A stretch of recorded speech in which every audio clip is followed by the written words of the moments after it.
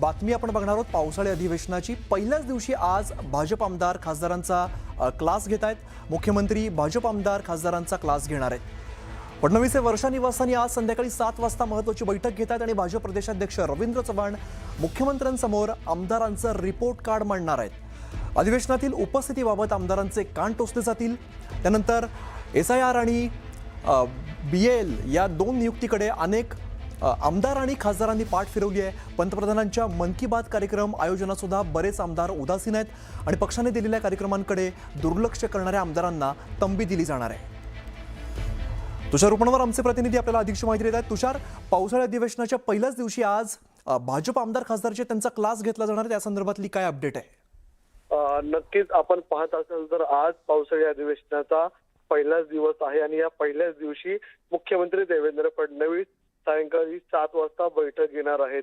या बैठकीमध्ये भाजपाचे प्रदेशाध्यक्ष रवींद्र चव्हाण आपल्याला सर्व आमदारांचं रिपोर्ट कार्ड आपल्याला मुख्यमंत्री देवेंद्र फडणवीस यांच्या समोर मांडताना पाहायला मिळणार आहे। यामध्ये अधिवेशनातल्या उपस्थिती संदर्भामध्ये आमदारांचे कान देखील टोचले जाणार आहे। कारण की आपण पाहिलं असेल तर दरवेळीच्या अधिवेशनामध्ये सुरुवातीच्या 2 ते 4 दिवसांमध्ये आमदारांची उपस्थिती दिसते, त्यानंतर आपल्याला आमदार सभागृहामध्ये उपस्थित राहताना पाहायला मिळत नाही। यामुळे विरोधक मोठ्या प्रमाणात गदारोळ घालताना पाहायला मिळतात। सरकारची जी प्रतिमा असते ती जनमानसामध्ये विरोधक यामुळे अनेक वेळेला सांगतात की सत्ताधारी आमदार किंवा मंत्री सभागृहामध्ये उपस्थित नाहीत।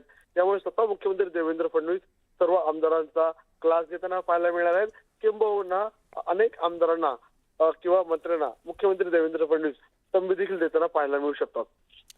बरं तुषार, धन्यवाद या सगळ्या सविस्तर माहितीसाठी।